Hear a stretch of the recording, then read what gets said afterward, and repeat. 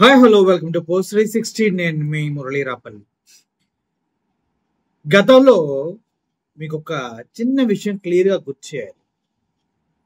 గతంలో ఆంధ్రప్రదేశ్ మొత్తం నాడు నేడు అను ప్రోగ్రాం తీసుకొచ్చి స్కూల్స్ని పూర్తిగా కొత్తగా ఆవిష్కరించి ఇంగ్లీష్ మీడియంని ఐబీ సిలబస్ని పేద విద్యార్థులకి అందజేయాలని దృఢ సంకల్పంతో జగన్మోహన్ రెడ్డి గారు ముందుకెళ్లిన విషయం మనందరికీ తెలిసిందే. అయితే కూటమి ప్రభుత్వం వచ్చిన తర్వాత ఇంగ్లీష్ మీడియం ఎందుకు దండగా అని మాట్లాడిన వాళ్ళు మన గౌరవ ముఖ్యమంత్రి నారా చంద్రబాబు నాయుడు గారు, 10th క్లాస్ పాస్ అయ్యి ఇంటర్మీడియట్ ఫెయిల్ అయినటువంటి మన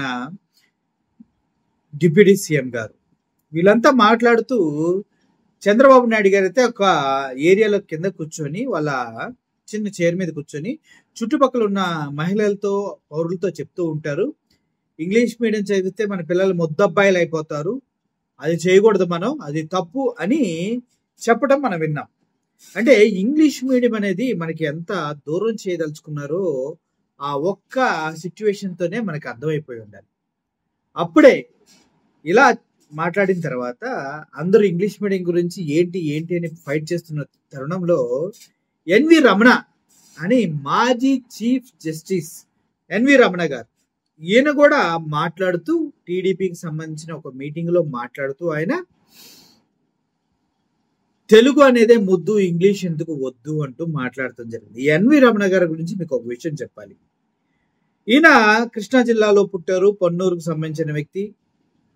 1957లో ఆయన జన్మించడం జరిగింది. ఆ తర్వాత ఆయన కంచికర్ల అనే ఒక ఊర్లో స్కూల్ కంప్లీట్ చేశారు. ఆ తర్వాత రాజా వాసిరెడ్డి వెంకటరెడ్డి గారి కాలేజీలో తన డిగ్రీ వరకు చదువుకోవడం జరిగింది. అయితే 1982లో ఈయన నాగార్జున యూనివర్సిటీ దగ్గర విశ్వవిద్యాలయంలో న్యాయశాస్త్రం చదివారు. ఎంత చదువుకున్న ఈయన వ్యక్తికి కనీసం చదువు వాల్యూ తెలియలేదా అని నాకు అనిపించింది అప్పుడు. ఎందుకంటే ఇంగ్లీష్ మీడియం యొక్క ఇంపార్టెన్స్ ఏంటి, రేపొద్దున మనం ఎంత చదువుకున్నా కూడా వేరే ఇంటర్వ్యూస్ కానీ ఎక్కడికైనా వెళ్ళినప్పుడు, లేదా కంప్యూటర్ లాంగ్వేజ్ నేర్చుకోవడానికి వెళ్ళినప్పుడు, లేదంటే ఒక అఫీషియల్ లెటర్స్ ఏమన్నా డౌన్లోడ్ చేసుకోవాలన్నా, ప్రభుత్వ జీవోలు ఏమన్నా చదవాలన్నా కూడా అన్ని ఇంగ్లీష్లో ఉంటాయని మినిమం బుర్ర లేకుండా ఈయన చీఫ్ జస్టిస్ ఎలా అయ్యారు అని అప్పుడు అనుకున్నాను. ఆ తర్వాత నాకు అనిపించింది ఇతను కూడా పచ్చపిల్లల బ్యాచే, పచ్చ రక్తం అణువణువు ప్రవహిస్తుంది, అందుకోసమే ఈయన కూడా కూటమి ప్రభుత్వానికి మద్దతు పలుకుతున్నారు. ఇంగ్లీష్ మీడియం గురించి ఇంపార్టెన్స్ తెలియకపోవడం ఏంటి, ఎన్వి రమణ గారి పిల్లలు ఏ మీడియం చదివారు, వాళ్ళ మనవలు ఏ మీడియం చదివారు, కొద్దిగా కూడా ఎలా మాట్లాడారు అని అప్పుడే కొన్ని వీడియోలు చేయడం జరిగింది. అయితే ఈ రోజు ఈ టాపిక్ గురించి నేను ఎందుకు మాట్లాడుతూ ఉన్నానంటే, నారాయణమూర్తి మీ అందరికి తెలిసి సినిమాల్లో నటిస్తూ ఉంటారు, విప్లవ సినిమాల్లో ఎక్కువ నటిస్తుంటారు. ఈరోజు ఎన్వి రమణ గారు ఇంకొక IAS officer, SP range officer stage పైన ఉండగానే ఆయన ఇంగ్లీష్ మీడియం యొక్క గొప్పతనం గురించి మాట్లాడుతున్నప్పుడు ఎన్వి రమణ గారి ఫేస్ చూస్తే ఒకంత గుండె ఆనందంతో నిండిపోయింది. ఎందుకంటే ఇంత చదువుకున్న నేను మూర్ఖుల్లా బిహేవ్ చేశాను, సుప్రీంకోర్టుకి చీఫ్ జస్టిస్ గా ఉండి కూడా. ఏం చదువుకున్నాడు, డిగ్రీ అప్పట్లోనే బిఏ చదివారు నారాయణమూర్తి గారు. అయినా కూడా ఆయన ఇంగ్లీష్ భాష గురించి మాట్లాడుతూ, తెలుగు అనేది కన్న తల్లి కాదంటలేదు, కానీ ఇంగ్లీష్ అనేది దారి చూపే నాన్న లాంటిది, నాతో పాటు ఇంగ్లీష్ చదువుకోలేని వాళ్ళంతా ఫ్యూనల్గా అటెండర్గా సెటిల్ అయిపోయారు, అది చదువుకున్న వాళ్ళు ఐఏఎస్లో ఐపీఎస్లు అయిపోయారు, ఇంగ్లీష్ వచ్చిన వాళ్ళు అంటూ ఆయన మాట్లాడటం జరిగింది. ఒకసారి ఆ వీడియో మీరు చూడండి. ప్రపంచం ఇవాళ గ్లోబలైజేషన్ అయిపోయింది, మెకనైజేషన్ అయిపోయింది. ఇవాళ ఉద్యోగాలు కావాలంటే ఇంటర్నేషనల్ లాంగ్వేజ్ ఇంగ్లీష్ కావాలి, ఇంగ్లీష్ రావాలి. అమ్మ భాష మాతృభాష తెలుగు అయితే నడిపించే భాష నాన్న భాష English.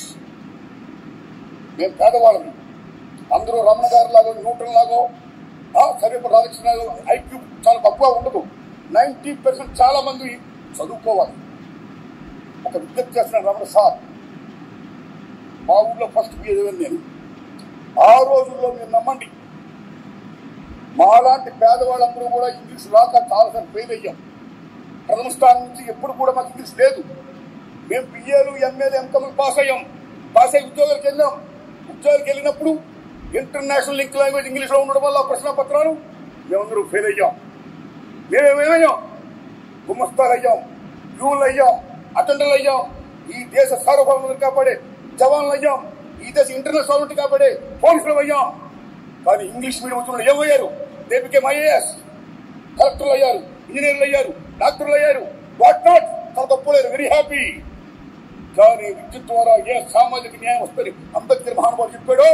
Because of these Telugu and English అనే భేదం వల్ల ఇంగ్లీష్ వచ్చినాడు చాలా గొప్పవాడైపోయాడు, తెలుగు వచ్చినాడు చాలా అటపడపోయాడు. అది కాకోకుండా ఉండాలంటే, విద్య ద్వారా సామాజిక న్యాయం కావాలంటే ప్రాథమిక దశ నుంచి తెలుగుతో పాటు ఇంగ్లీష్ కూడా పోతే నేను కోరు. విన్నారు కదా, అలా ఇంగ్లీష్ గురించి మాట్లాడుతూ తెలుగు గురించి మాట్లాడుతూ రమణలాగా అందరూ, ఎన్వి రమణలాగా అందరూ అత్యంత ఐక్యూతో పుట్టరని ఈయన చెప్తున్నప్పుడు, నారాయణ మూర్తి గారు చెప్తూ ఉన్నప్పుడు పాపం ఎన్వి రమణ గారి మొహం చూడండి ఎట్ట అయిపోయిందో. అంతేనా, కింద కూర్చున్న TV5 సాంబడ మొహం కూడా సాంబార్లో పడ్డ ఎలకలాగా చాలా ఘోరంగా తయారైంది. సిగ్గులేని మాటలు మాట్లాడేటప్పుడు ఎక్కడో ఒక్కడ ఇలా గట్సున్న వ్యక్తి వచ్చి ప్రతిఘటిస్తాడు, పోరాడతాడు, మాట్లాడతాడు అని మినిమం సెన్స్ ఉండాలి ఎవరికైనా. ఈ రోజుల్లో ఎవడి కింద ఎవడో బ్రతకట్లేదు, ఒకడి కష్టంతో ఎవడు బ్రతకట్లేదు. ఎవడి కష్టంతో వాడు బ్రతుకుతున్నాడు, ఎవడ ఇష్టం వచ్చినట్టు వాడు చదువుకుంటాడు. తెలుగు మీడియం కావాలా, ఇంగ్లీష్ మీడియం కావాలా చెప్తానికి ఎన్వి రమణ ఎవరు? ఇంకొక ముఖ్యమంత్రి 5 సంవత్సరాలు చేసిపోయే ముఖ్యమంత్రి ఎవరు?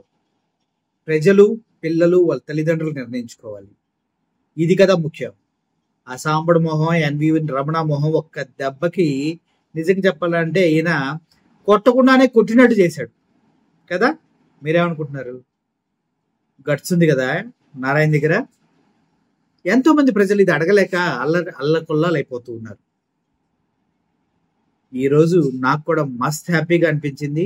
మొహం మీదే కడిగేసే మగాడు ఎదురుగా ఉన్నప్పుడు చెత్త మాట్లాడినటువంటి కొందరు వ్యక్తుల మొహాలు చూస్తే ఆమదం తాగినట్టు అల్లకల్లాలు అవుతాయి అంటాము విన్నాను, కానీ మొదటిసారి చూస్తూ ఉన్నా. బాగుంది. Thank you for watching this video. ఈ వీడియో పైన మీ ఒపీనియన్ ని కింద కామెంట్ రూపంలో తెలియజేయండి. Murali signing off. Thank you so much.